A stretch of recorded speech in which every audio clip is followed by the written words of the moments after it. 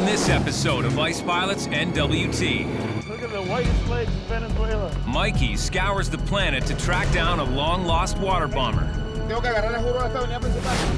I'll do what I can do. Kelly's health takes a turn for the worse. Might as well smoke. There you go. And a four-legged passenger dumps a souvenir in flight. Everywhere.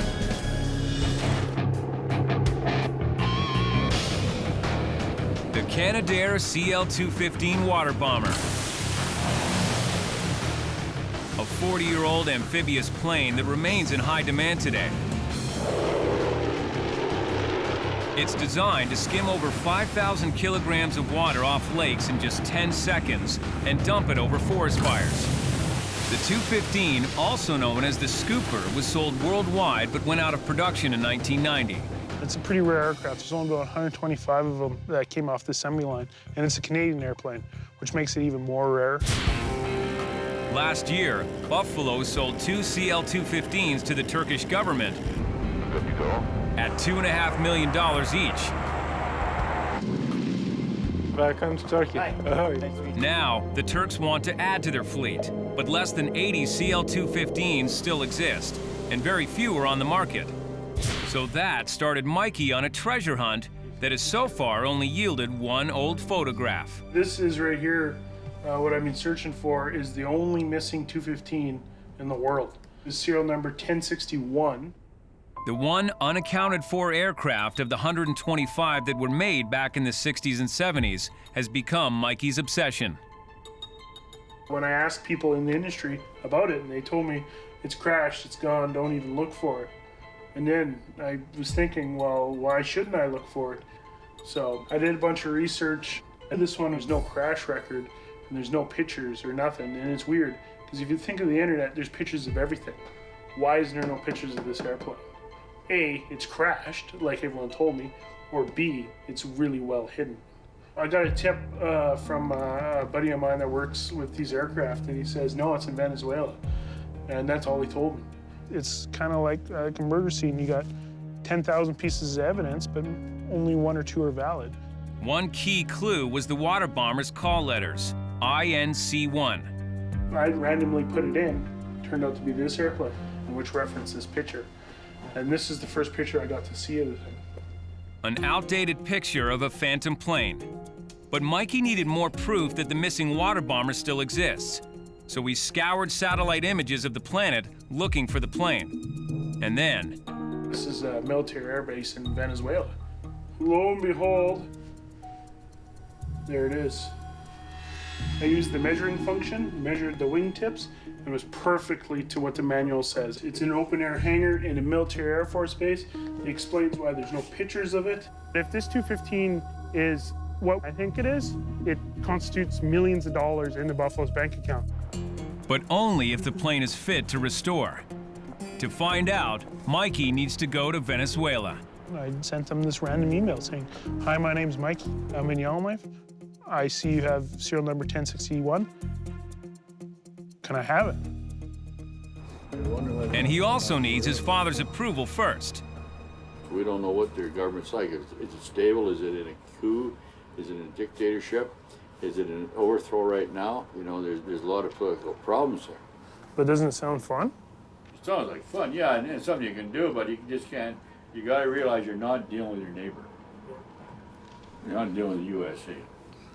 With great risks comes great opportunity. This is the last 215 available. Buffalo Airways has been here for 40 years because we are willing to do things that are off the grid. Yeah, 215 in marginally good condition. What do you think the margins are if we spend $250 to bring it home, complete? Well, you go to, on something like that, that's pretty risky. You need a margin of 50%, 25% if you don't have a lot of risk. But if you have a lot of risk, financially, the margin's got to go up, so you got to double your money on it. This whole idea of saving the airplane is very up my dad's alley. No, it's only original once. It's only together once. You cut it up, you ain't gonna ever put it back together. Once you put the torch to it, she ceases to be an airplane. She just becomes parts. So obviously our preference is to fly at home? Oh yeah, the preference is always to fly home. That's what the airplanes are designed to do, fly, not come home in a box. It's a good challenge, and everybody needs a challenge. He found a good one. He found something we can use. Rolled out in 1969, the CL-215 is powered by dual 2100 horsepower engines. The plane's high wing position and 90-foot span give it stability at low speeds and in the gusty conditions found over forest fires. The 215's unique design allows it to fill its 5,400-liter reservoirs through two small openings by skimming along the water's surface. Then, over fires, it dumps the water through the belly doors on the underside of the hull.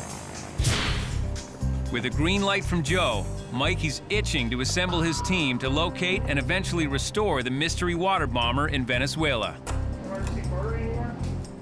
This mission is like treasure hunting.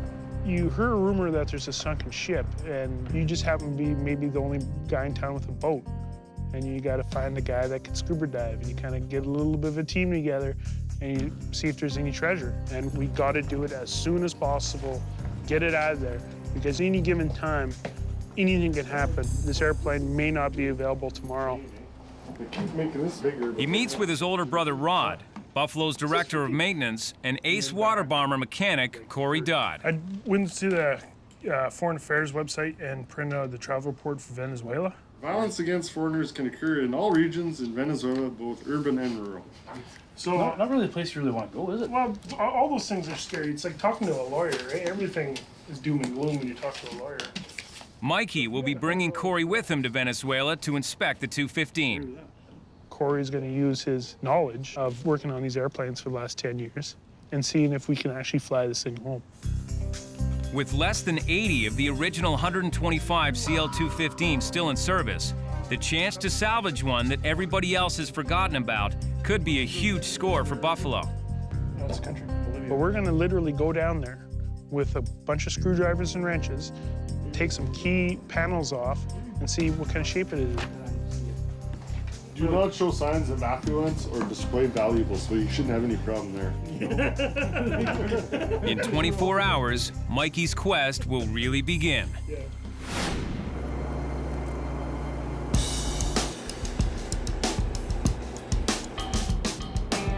In the meantime, it's business as usual at Buffalo. On the tarmac, a DC-3 is being prepped for the evening sced, the daily scheduled passenger flight to Hay River. Make them shine. Graham Ferguson and Andrew Vike recently passed their proficiency test to become DC-3 co-pilots. I'm up here to learn how to fly and to be the best pilot I can be. So. But reaching that goal requires dedication and determination. The test may be behind them, but they need to continue moving forward, building their knowledge of these old warbirds. There are some days where I go home and I'm only able to study for 15 minutes before I fall asleep. The other day I fell asleep and I had the flight manual right on my chest. I woke up ready to go to work at 5 a.m. the next day. Because the next step in their development is flying with the boss, Buffalo Joe. All right, and you too, because I heard you guys slam that door before. Okay, we'll never do it again. Yeah, okay. And Joe expects everything from his young co-pilots. In this part of the world, you can't be timid. You got to be aggressive. They'll get good at it because their career depends on it and their life depends on it. For the past 3 years, Joe's had the same co-pilots on the sced. Now he has to break in these two rookies. What happened is we've got some senior co-pilots that are moving on, and we got the junior co-pilots coming in. Don't slam that door. Prior to their checkout flights, Andrew and Graham completed the required 10 hours of training in the DC-3. That's all. As junior first officers, we have very low hours. It is one of the harder aircrafts to fly, and Joe's gonna want us to be perfect off the bat. Oh, hey, sit down there and see if she's clear out there. Andrew and Graham may be hot shots in a certain area, but when they jump in a DC-3 with the boss, do the regular sced route, these boys better be ready. This is it, a 50-minute flight with 22 passengers on board. Andrew's chance to impress Joe, a man who demands perfection.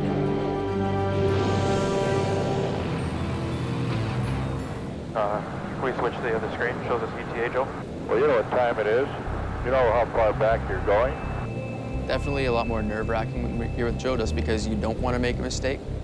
It's the nerves. It's the fact that you want to do everything to a T. They shouldn't be intimidated or scared. You know, we got to instill in them the airmanship we expect of them. You got to know when you're making your turn how long it's going to take you and where you're going to go to with it. You don't want to allow them any bad habits at this time. That will show up later in their flying career. You got to cross a fix at 2,500 feet. How many miles up? How many minutes from now? Okay, that'll be... No, don't tell me, because you're going to make a mistake. You work it out in your head and keep working it every day. Joe's methods can be unsettling for a rookie. My mind's set on flying the aircraft well, and he's kind of there distracting me with these other questions, and it really frazzles you, and it makes it hard. If my father can rattle you, you are not ready. If he can rattle you, what happens if you have a real problem in the air? If you have an emergency in an airplane, you're by yourself, you got to know where everything is and how it works. All that stuff you got to learn. You better know it. You go to your book and find out. I'll take control here. You have control. I'm trying not to disappoint him. I'm trying to fly as best as I can, and because you just don't want to upset Joe. You want to make him happy. And nothing makes Joe happier than flying a DC-3. Now you're thinking to yourself, I got a nice light airplane, have a clean wing, have nice thick air. This airplane's gonna float. Nice and clean, nice and light. That's what you think when you're landing. Handling the DC-3 is second nature to Joe. And he wants Andrew to get to that point soon as well. He has to learn the care and control of the airplane. He has to learn the airmanship. He has to learn procedures. He has to learn how to fly the airplane. There's a lot to learn to go from a flying school with a small trainer to a big-ass tail dragger in the middle of the winter and dark. Tomorrow I want him to know 3 things he didn't know today. 3 things. He needs 3 things. Because there's 1,000 things, so if he does 3 a day to start with, that's very good. Oh, it's 32 below here, eh? Woo-hoo.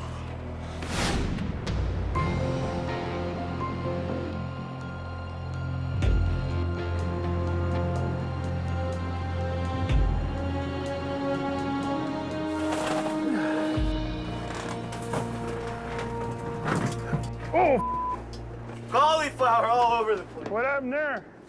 Inexperience. It's departure day for Mikey. He's headed to Venezuela in search of a rare airplane that was thought to be lost forever. But instead of packing, he's become a rampy this morning, dealing with an unexpected flurry of business. If you plan to leave, it's going to be the day you shouldn't leave, and that's how it is. Every day there's an emergency at Buffalo. Every day there's a problem needing to be solved, so we are just trying to solve problems one at a time. As of tomorrow, Mikey won't be around to problem solve. Tell him to take it easy with that cauliflower. Buffalo's been doing it for 40 years, a lot longer than I've been alive, so they can handle without me. Or can they?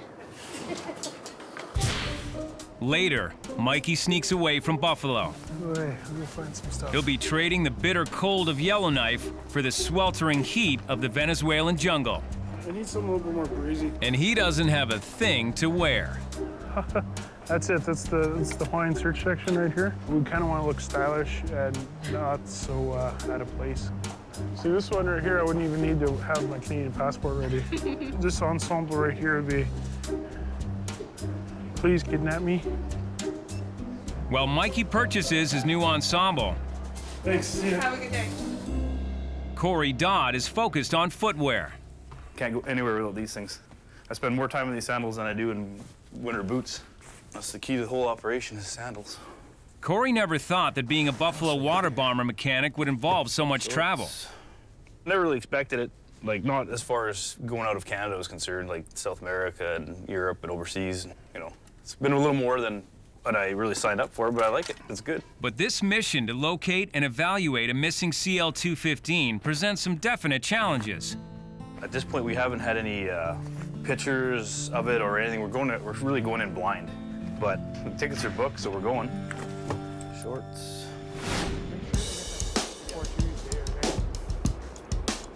Rookie co-pilot Graham Ferguson knows that he's in the same boat as his buddy Andrew. This is what I want to do. I know this is what I want to do. So you take it as it comes, you try your hardest, because stressing about it's just going to make it worse. They still have a long way to go as far as Joe's concerned. There's a lot of shit to do in your day here. You need to get it all done, and you need to get it done to the satisfaction of Joe. What does carbide give you for manifold pressure? And so far, Joe's not satisfied with their knowledge of the DC-3. What's 600 horsepower coming over to today at 4,000 feet at 30 below? He wants them to know as much about flying the plane as the more experienced co-pilots they'll be replacing. You know how to read a power chart? We actually have one in our manual, yes. It's no good in your manual, and your manual's behind you. If you don't know it, you gotta know that. Okay. Andrew and Graham waste no time hitting the books. So there you're at 15. It's lunchtime, but we got to know this stuff, so there's no real other time to learn it right now, so Joe's just going to push us until we know everything. It's going to take us a little while to do so, but we'll get there. Yeah. The temperature's pretty much always around 26. The rookies are determined to show Joe they're ready to fly with him. But can they rise to the challenge?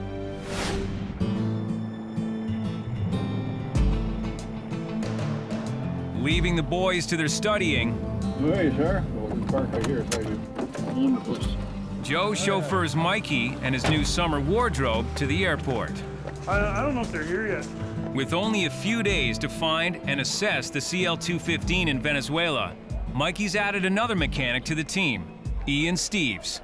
But given the highly competitive world of airplane salvage, Mikey still hasn't told Ian exactly where in Venezuela they're going. Community of 215s, which is the aircraft we're going to go get, is a small community. And one word to the wrong person, you could trip someone else to go get the airplane. Like treasure hunting, you could tell someone you're out going to go look for the Titanic, but you're not going to show them the treasure map. Okay, see you, kid. Bye, Joe. Sorry. As Corey says goodbye to his wife Sonia, Mikey's girlfriend Gail shows up to see him off. The expedition is underway. Mikey, Corey, and Ian are headed halfway around the world, hoping to bag an extremely elusive aircraft.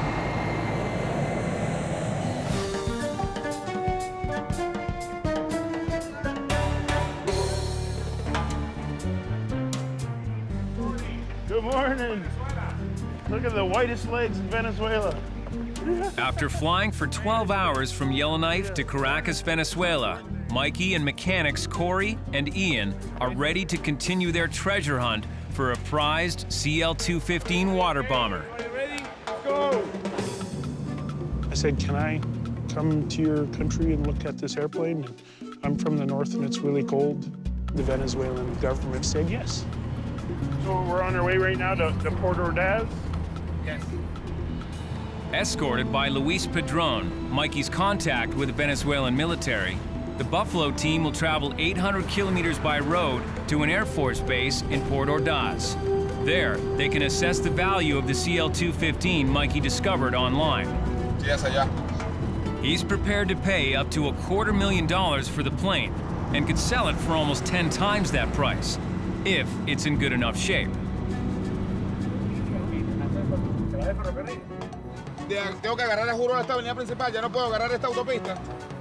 After a few hours, a pit stop. And there's still a long way to go. 500 kilómetros. 500 kilometers. Holy smokes. That's like an early setting. The biggest thing I get a kick out of is the vehicles here are amazing. They're all mid-80s boats and trucks. They're just like being home in Hay River. It's a Torino. Love it, man. Back on the road, they'll soon come face to face with the object of their quest. Or so they hope.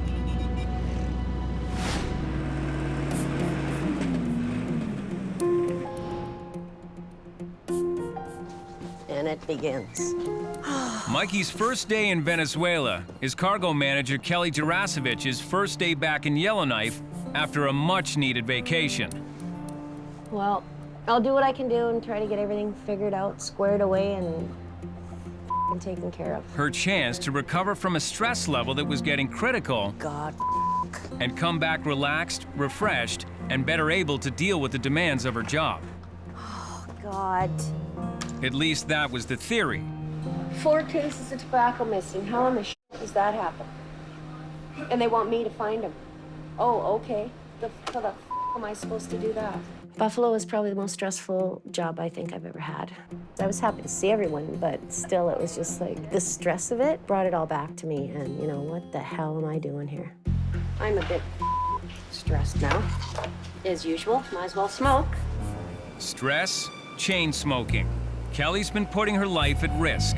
She's been diagnosed with stage 2 emphysema and told by her doctor that if she doesn't quit smoking, she could be on an oxygen tank within months. It's like 2 packs a day here. Like, I could easily smoke 3 packs.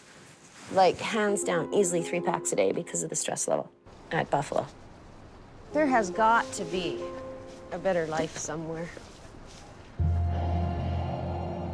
Across the road, Joe meets with Chief Pilot Arnie Schrader and Training Captain Justin Simley to discuss the rookie co-pilot's progress. You know, I don't know if they come through a college program or they went to a flying school. Andrew went to SFU. They've got an aviation program now. You got a 2-year diploma then? Yeah, at least 2 years. And then the other one's Graeme's went through flying school in Victoria. Regardless of their education, Joe's still not sure they're ready to fly passenger flights. They need a little more practice on simulators and stuff. The instrument flying techniques are not very good. So, Joe orders the boys to spend more time practicing on the flight simulator. So we're gonna do another 10 hours in the simulator. You guys stay positive. I know it's tough. Once you can do it smoothly, he's gonna leave you alone. Yeah. Until you can do that, he's not gonna leave you alone. Justin's been there. Years ago, he worked hard to become Joe's DC-3 co-pilot. They got a tough job. That's one of the toughest jobs in the company is flying next to the boss, and it's not easy. So I can see it on their faces. We'll fly the set, keep the low, on the slow, on the throttles. Don't decrease the throttles. Roger. Andrew and Graeme hope practice makes perfect so they can reach Joe's high standard.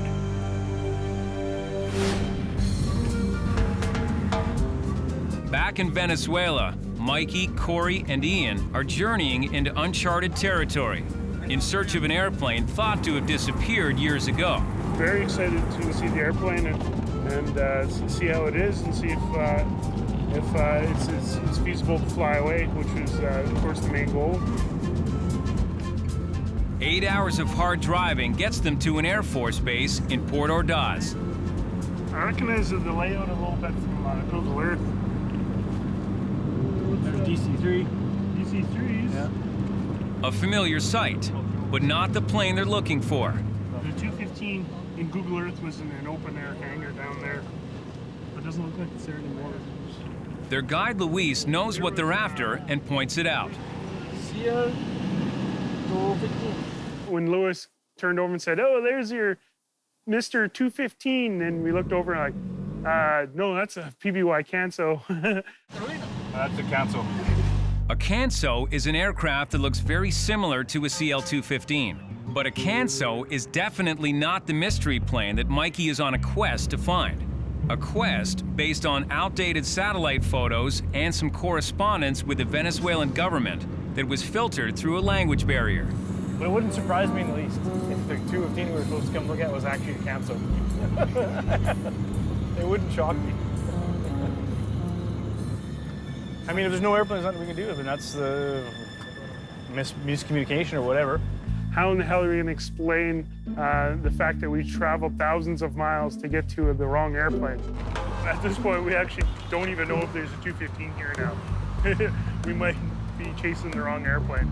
So I'm actually kind of nervous right now. We see a 215 around here?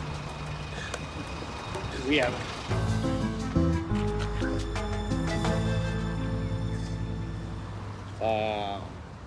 Obeys commander. Okay. Here, this is a car. This is a Mikey. Here, look, we are looking the airplane now. Okay. Right. Good. Mikey McBryan and his expert mechanics Corey Dodd and Ian Steves flew 7,000 kilometers and drove another 800 to find a long-lost CL-215 Waterbomber. Well, I haven't still seen it yet. It's been elusive this long. What's a few more minutes, I guess. But after being shown the wrong plane, they're anxious for proof of the 215's existence. Oh, there she is. I think it's gonna need some paint. It's the CL-215 Mikey's been searching for. There it is, Mikey.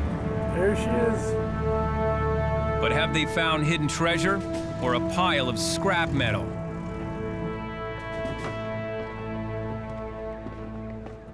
The investigation to find out begins. Wow. Now it's up to Corey and Ian to figure out, hey, if this thing's feasible to take home.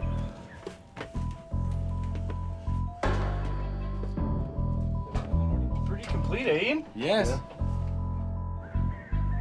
But usually when we encounter airplanes, they're usually robbed of all their parts. But this is, it's all here. You see any initial corrosion? Well, it's usually all hidden, right? Oil coolers, have to change those probably. Yeah. So, Mr. Dodd, the $1 million question. Well, tomorrow I'll give you the $1 million answer. And that answer requires a very close look under the hood.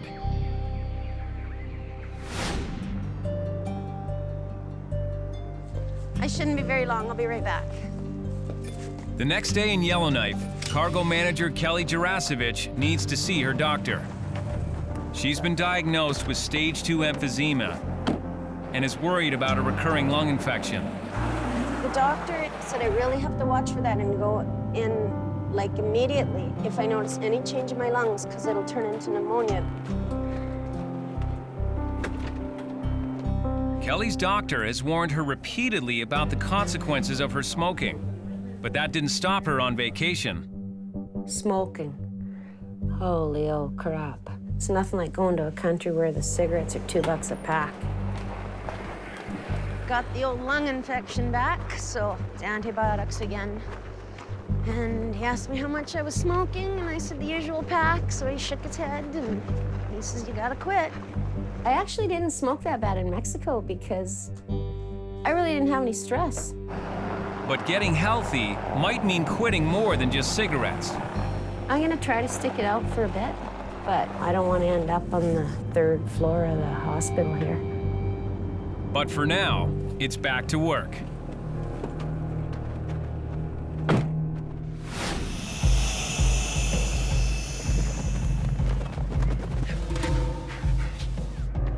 "7,000 kilometers south, it's time to get down to business."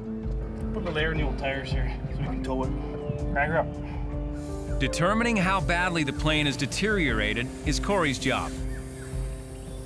The skin of the CL-215 Waterbomber is made up of hundreds of panels held in place by thousands of screws. And the true condition of the plane is hiding behind those panels.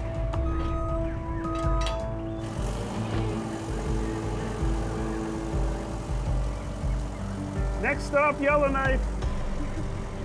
Well, right now we're just gonna get it in the hangar there so we can get out of the wind for a bit. Pretty exciting though, seeing it move again. Hopefully, if everything works out, we'll bring some life back into it. Fly it out of here in a couple months or something. Corey only has 2 days to do a full assessment of the plane. This will be exciting. Find anything major in this area, it could be Mikey's showstopper. So once we open all these panels up, then we will know better. This looks like Indiana Jones' Temple of Doom. We're unsealing it after many years.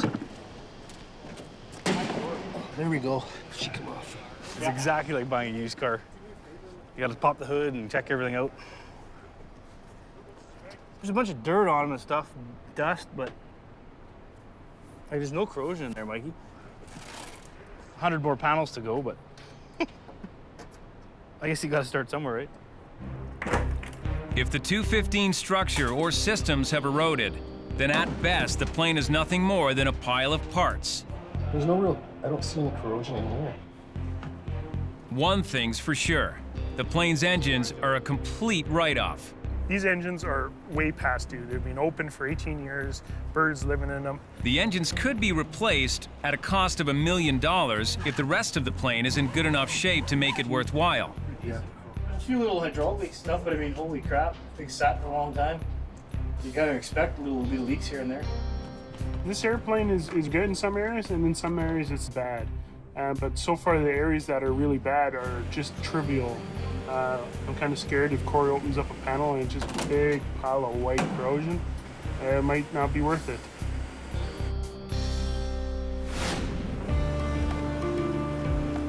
Back in Yellowknife, Andrew and Graeme are prepping the sked. They've studied hard and spent 10 hours each on the flight simulator. And now, they're getting another chance to fly with the boss. And tonight, the sked has a very special passenger, a Great Dane named Bear Paw. What you got on his leg now? He's got a cast. Okay, what I'll do is I'll take him out. The enormous dog had a vet appointment in Yellowknife to check how his broken leg is healing. He suffered the injury when hit by a car over Christmas. Look at that, you limp along there just like you know what you're doing. He's been entrusted to Buffalo for safe transport home to Hay River. An animal lover, Joe is taking a personal interest in Bear Paw. Get out there. To a point. Yeah, walk him around. Okay. All right, dog. Andrew's the flight attendant tonight, so he deals with the needs of the passengers, even the four-legged ones. Poop everywhere. Take a shit, dog. Go poo! Poo, poo, poo! What are you looking for, bud? All right, he wouldn't. And we need to board passengers. Graham's got a lot more on his mind than pet sitting. It's his turn as Joe's co-pilot on the 50-minute sked flight. Joe lets dogs fly free on Buffalo's sked, but Bear Paw is too big for a kennel, so he's riding up front in the galley right behind the cockpit. Let's step on the dog.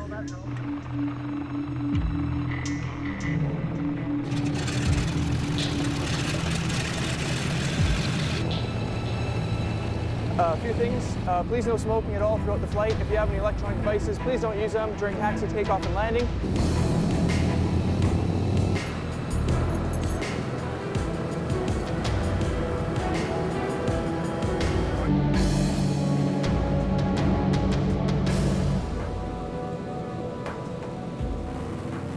And center at Buffalo 169. 69, go ahead. Yeah, 4,000 is available. It looks like they'll do us today for both. Okay, let's make it 4,000. Graham needs to prove to Joe that all his studying and practice on the simulator has paid off. You're 15 knots low, you're 50 degrees off course, 150 feet high. Now you're 200 feet high. When are you going to settle now? But his nerves are getting the better of him. So sit back, relax, and you can see all the instruments at once. You don't focus on one at a time. Joe's kind of like a grumpy grandpa, I guess. He's only grumpy because he cares. Like, I mean, he wants us to take care of his machine, and he wants us to be damn good pilots, and he doesn't want us to kill ourselves or anybody else. I mean, that's why he's so hard on us, is because he wants us to be the best we can be. But Graham's best might not be enough to make Joe any less grumpy. I'll get her over on heading, leave her on an altitude, and let that speed come up. I don't want to take another 10 minutes because you're trying to learn how to fly all over again. All right. How many hours you got in the simulator upstairs there? 14. Rookie Graham Ferguson is trying to prove to Buffalo Joe that he's got what it takes to co-pilot the DC-3. Why is your airspeed at 85 knots? See what it's doing to the head temperatures when you do that? Just as Joe's patience starts to wear thin, a gag-inducing stink fills the plane. Does it smell pretty bad to you? Yeah, it smells pretty bad. Dog just everywhere. Oh, the dog had it. And that giant Great Dane, you shit everywhere, man. Oh, it's the air out. It's kind of funny. Joe just opened a window up and he's like, I gotta get some air out of here, air this place out. I don't see Joe smile very often, but going into the cockpit, I saw Joe and he was laughing pretty good. Once the dog, it put him in a really good mood. Like, he found it hilarious. Poor Andrew was stuck in the back and had 2 cups trying to pick it up and dry heaving, and it stunk pretty wicked. Andrew's flight attendant course somehow neglected to cover procedures for this kind of onboard emergency.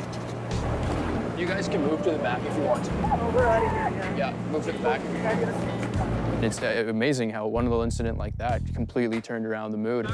I tell you, new experiences every time we take a trip. I was expecting plop, plop, not. There's like a geyser.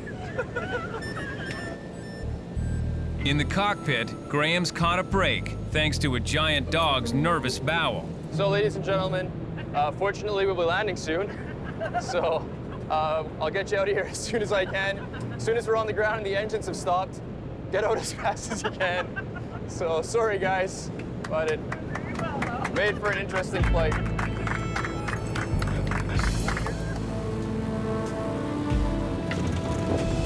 The DC-3 touches down. Not a moment too soon for everyone on board.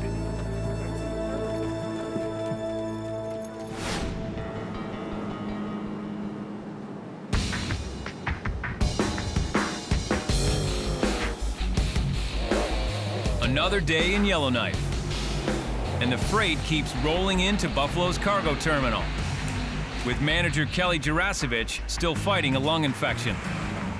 I've been taking these stupid antibiotics, and they're not kicking in this time. It's just getting worse and worse and worse, and I can't breathe at night. As soon as I freaking lay down, I just cough and cough and cough, and like I'm gonna freaking die. But Kelly's prayers have been answered, at least as far as work goes. Jesus. You must spend a fortune on gas. Her niece and former assistant, Janelle Glenn, is back. I'm back. I don't know. It feels all right. It's good. Working, so I'm glad. I'm really excited about Janelle coming back because she cares about the position and the job and the customers, and she takes pride in her work. I know that the paperwork's going to be done properly. I know that she's going to make sure that that flight's pulled up properly and nothing's missed, because she gives a shit. So it takes a lot of stress off of me having her here.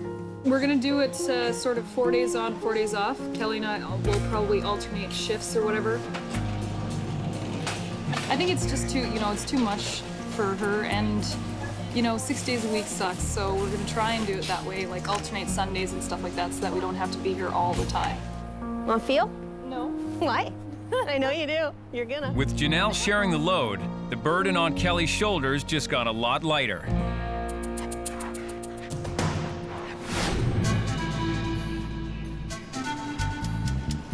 In Venezuela, the Waterbomber inspection continues. Structurally, it seems like it's intact. All the cables, everything's there. There's not too many things that are busted on it. But now, Corey has to find out if the plane's electronics have survived after sitting dormant for nearly 2 decades. This could be the deal breaker. We'll see if we can get some action happening. Voltmeter works. There we go. Full panel.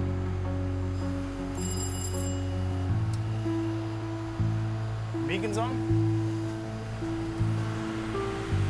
Oh, he's got beacons. Well, so far, most of the stuff's working. Seems to be working. Corey's seen enough. Everything we've looked at has been in really good shape. A lot better shape than I anticipated. It's too good of a fuselage and airplane to strip. So I think we're gonna make a go at it. This airplane is amazing. I think me, Corey, and Ian fell in love with it. It's very beautiful, and she deserves to be at work. Mikey has hit the jackpot. With new engines, the plane could be made ready to fly. The plane's done its part. It's survived for the last 18 years. Now it's up to us to get the plane home. But that might be easier said than done. There's one crucial detail that could scuttle the whole thing. All that stands in the way of Mikey returning home a hero is paperwork. We're just trying to see if we can find some paperwork for the 215. The paperwork has been sitting there for 18 years, so hopefully it's around. Everything. So this is all the records you have? Yes. Like this is it. That's on the. But that's it. That's it. How do they track all the components? Track the components? Yeah, like all the stuff on the airplane that needs to be changed when it runs out of time. We have of the avionic and the. Yeah, I know, but there's parts in the airplane that are time controlled. I mean, after a certain amount of hours and cycles, they run out of time. Without records proving when the aircraft was serviced and how many hours each component has been used, the plane would never be allowed to fly. I mean, this is a good logbook, but it doesn't give us. The only way to make the CL-215 legal is to rebuild or replace virtually every component on the plane at a prohibitive cost of several $million. We have to assume that every part on the airplane is broken and it has to be fixed. And we can't prove it's working properly. As far as I'm concerned right now, the airplane is not worth nothing. I try to find something. All Mikey can do now is go home and hope the Venezuelans find the missing records. Or his quest will have been for nothing.